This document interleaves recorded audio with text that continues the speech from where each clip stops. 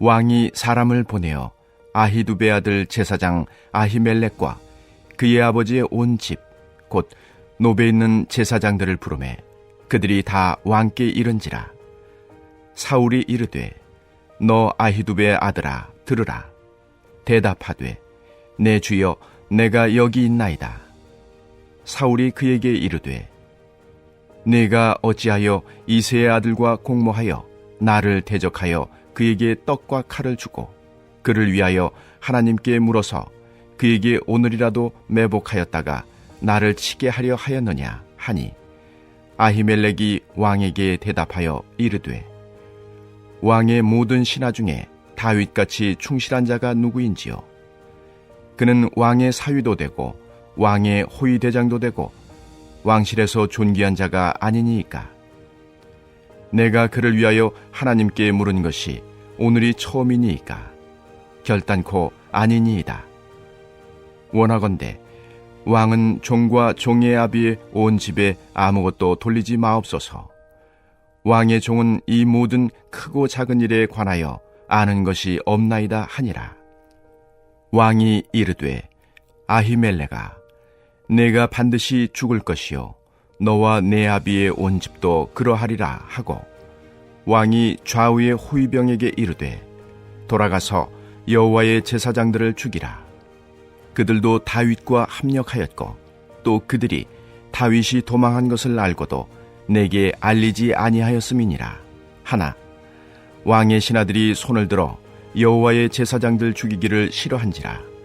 왕이 도액에게 이르되 너는 돌아가서 제사장들을 죽이라 하매, 에돔 사람 도액이 돌아가서 제사장들을 쳐서 그날에 세마포 에봇 입은 자 85명을 죽였고, 제사장들의 성읍 노베 남녀와 아이들과 젖 먹는 자들과 소와 나귀와 양을 칼로 쳤더라.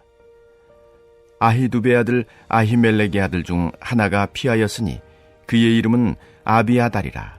그가 도망하여 다윗에게로 가서 사울이 여호와의 제사장들 죽인 일을 다윗에게 알림해 다윗이 아비아달에게 이르되 그날에 에돔 사람 도액이 거기 있기로 그가 반드시 사울에게 말할 줄 내가 알았노라. 내 아버지 집의 모든 사람 죽은 것이 나의 탓이로다. 두려워하지 말고 내게 있으라. 내 생명을 찾는 자가 내 생명도 찾는 자니 내가 나와 함께 있으면 안전하리라 하니라. 오늘도 하나님의 말씀을 통해 새 힘과 지혜를 얻으시길 소망합니다. 오늘은 사람의 목적보다 앞서는 하나님의 뜻이라는 제목으로 사무엘상 22장의 말씀을 나누도록 하겠습니다. 사울 왕은 백성들로부터 점점 인정과 신뢰를 얻어가는 다윗을 정적으로 여겼습니다. 사울은 불안감에 사로잡혔습니다. 그는 이대로 아무런 조치를 취하지 않는다면 결국 다윗이 자신의 왕좌를 빼앗을 것이라고 생각했습니다. 사울은 다윗은 물론 다윗을 돕는 세력을 제거하기로 결단했습니다. 사울이 다윗과 그의 세력을 축청한다면 그의 왕권은 더욱 견고해질 것이며 이후 어떠한 세력도 사울의 왕좌를 함부로 넘볼 수 없을 것이기 때문입니다. 사울은 이러한 절대적인 왕권을 그의 신하들과 백성들에게 드러낼 만한 만반의 준비를 하였습니다. 그러던 중 사울의 고미를 당기게 하는 하나의 보고가 들어왔습니다. 그 보고자는 에돔 사람 도액이었습니다.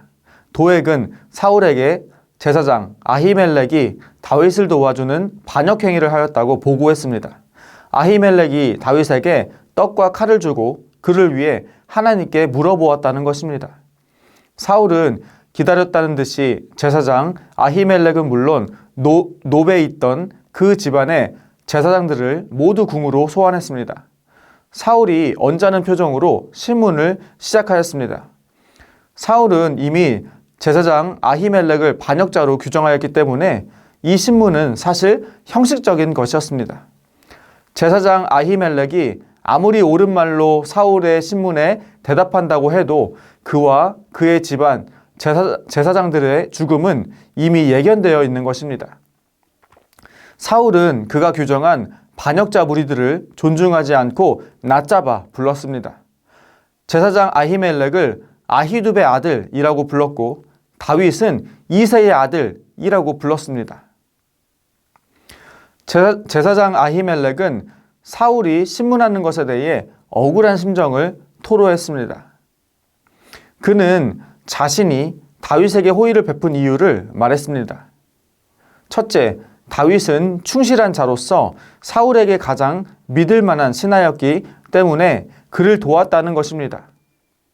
둘째, 다윗은 왕의 사위로서 왕실의 인척이니 그를 돕지 않을 수 없었다는 것입니다. 셋째, 다윗은 왕의 호위 대장으로서 사울의 최측근이기 때문에 그를 도와주었고, 마지막으로 다윗은 왕실에서 존귀한 자로서 높은 지위를 가지고 있었기 때문에 그를 도와줄 수밖에 없었다라고 말했습니다. 아히멜렉은 아주 설득적이며 논리적으로 그가 다윗을 도울 수밖에 없었던 이유를 설명했습니다. 하지만 이때는 다윗이 사람들을 모아 세력을 형성한 시점으로 다윗을 돕고 그를 위해 하나님께 물었다는 것은 곧 사울을 배반하는 그 행위에 가담한 것과 다름없었습니다. 제사장 아히멜렉의 항변을 듣고서 사울은 지그시 눈을 감고 고개를 끄덕였을 것입니다. 그가 듣고 싶었던 말, 즉 에돔 사람 도에게 보고가 사실이었다는 것이 밝혀진 것입니다. 제사장 아히멜렉은 아무것도 모르니 그와 그의 공동체에 죄를 묻지 말아달라고 사울에게 간청했습니다. 사울은 제사장 아히멜렉의 진술을 듣자마자 그에게 이 사형 선고를 내려버렸습니다. 아히멜렉뿐 아니라 그의 온 집안 제사장 모두 사형을 선고했습니다. 사울이 제사장 아히멜렉을 존중하지 않고 그를 아히두베 아들이라 낮잡아 부른 것으로 보아 아히멜렉과 그의 온 가족의 사형 선고는 이미 예정된 것으로 봐야 할 것입니다. 결정적으로는 아히멜렉이 다윗을 위해 하나님께 물었다고 진술한 것입니다. 이 진술을 통해 제사장 아히멜렉은 스스로 다윗과 반역을 공모했다는 혐의가 확증되는 꼴이 된 것입니다. 사울이나 왕실 입장에서는 제사장 아히멜렉을 처단할 충분한 명분을 얻은 셈이었습니다. 사울은 조금도 지체하지 않고 좌우에 서 있던 호위병들에게 여호와의 제사장들을 처형하라고 명령했습니다. 그리고 그는 아히멜렉에게 죽어야만 하는 죄목이 무엇인지도 알려주었습니다. 첫째, 아히멜렉으로 대표되는 노베 제사장들이 자신에게 반역하고 있는 이 다윗에게 협력했다는 것입니다. 둘째, 다윗이 도망한 사실을 알고도 자신에게 알리지 않았다는 것입니다. 그런데 호위병들을 포함한 이 사울의 신하들은 사울의 명령에도 불구하고 여호와의 제사장들을 죽이는 것을 꺼리며 머뭇머뭇거렸습니다. 아마도 이 사울의 신하들은 사울이 말한 죄목에 대해서 충분히 납득하지 못하였을 것입니다. 그래서 막무가내로 여호와의 제사장들을 사형하는데 이 전적으로 동의할 수 없었을 것입니다. 또한 신하들이 왕에 대한 두려움보다 이 여호와 하나님을 향한 두려움이 훨씬 컸을 수도 있습니다. 어찌되었든 신하들이 우물쭈물하자 화가 난 사울은 에돔 사람 도액을 지목해 그에게 이 사형 집행을 하라고 명령하였습니다. 사울은 도액이 이방인이므로 여호와 하나님을 모르고 두려워하지 않는다는 점을 이용했습니다. 이 사울의 기대대로 도액은 세마포 에봇을 입고 있었던 제사장들을 이 많은 무리들을 무려 85명이나 사륙했습니다. 게다가 이 포악한 도액은 사울이 명령하지도 않았는데 죽은 제사장들의 이 터전인 노베에 가서 그 성읍의 남녀와 아이들은 물론 젖먹이와 가축들까지 무참히 사륙하였습니다. 사울이 가진 이 왕의 권력으로 인해 불법이 정의로 둔갑하게 된 사건이 일어나게 된 것입니다. 이렇게 처참한 사륙의 현장에서 한 사람이 살아남았습니다. 그는 제사장 아히멜렉의 아들 아비아달이었습니다. 그는 가까스로 목숨을 건져서 곧바로 다윗에게 도망쳤습니다. 그리고 사울이 자신의 아버지를 비롯한 여호와의 제사장들을 죽인 일을 다윗에게 알렸습니다. 이 비보를 들은 다윗은 참담한 심정을 느꼈습니다. 다윗은 노베에서 제사장 아히멜렉을 만났을 때 거기 도액이 있는 것을 보았다고 털어놓았습니다. 다윗은 아마도 이 도액이 다윗과 아히멜렉의 만남에 대해 사울 왕에게 보고할 것이다 라고 예상한 것 같습니다. 다윗은 제사장 아히멜렉의 집안 모든 사람이 죽은 것이 바로 자신의 탓이다 라고 고백하였습니다. 그리고 아비아델에게 자신과 함께 있으라고 말하며 그의 안전을 보장해 주었습니다. 이번 일을 통해서 사울과 다윗은 이 본격적으로 정적이 된 것입니다. 사울의 관심은 오로지 다윗을 제거하고 자기 왕권을 확고히 세우는 데만 있었습니다. 신하들과 있을 때도 그는 자기 왕권을 과시하려 했는지 왕궁이 아닌 이 성읍의 높은 곳 나무 아래서 왕의 신분을 상징하는 이 단창을 손에 쥐고 있었습니다. 더구나 신하들에게 요나단과 다윗 사이의 관계를 빌미로 자신을 향한 충성을 강요하며 다그쳤습니다. 사울은 이렇게 다그치면 정치적 욕심에 충성을 맹세하는 사람이 나올 것이다 라고 생각했습니다. 또한 다윗을 제거할 명분도 쌓을 중요한 정보도 나올 것이라고 기대했을 것입니다. 그 기대에 부응하듯 사울 앞에 나선 이는 에돔 사람 도액이었습니다. 이방인이자 이방인으로서 그는 자신의 안위를 보장할 수만 있다면 하나님도 두려워하지 않고 아무것도 꺼릴 것이 없었습니다. 그래서 노베에서 목격한 것을 모두 사울에게 보고했고 그가 보고한 정보는 사울에게 다윗의 세력을 제거할 좋은 명분이 된 것입니다. 사울은 자신의 목적을 위해서는 어떤 무리수라도 들 수 있었고 어떤 잔인한 일이라도 서슴지 않을 욕심으로 가득 차 있었습니다. 우리는 어떠합니까? 우리의 목적을 이루기 위해 하나님의 뜻을 소홀히 여기고 있지는 않습니까?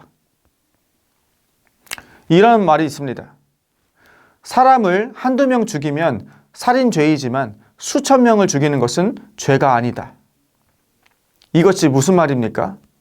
일반적인 사람이 사람을 죽이면 그것은 큰 범죄로 여겨져 나라에서 이 징벌을 내리지만 막강한 권력자가 자국의 이익을 위한 명분으로 전쟁으로 수천 명을 죽이면 그것은 죄로 여겨지지 않는다는 것입니다. 지금도 세계 몇몇 나라의 독재자들은 자신의 이익을 빌미로 무고한 생명들을 희생시키고 있습니다. 마치 사울이 자신의 왕권 유지를 위해 무고한 제사장들을 죽인 것처럼 말입니다.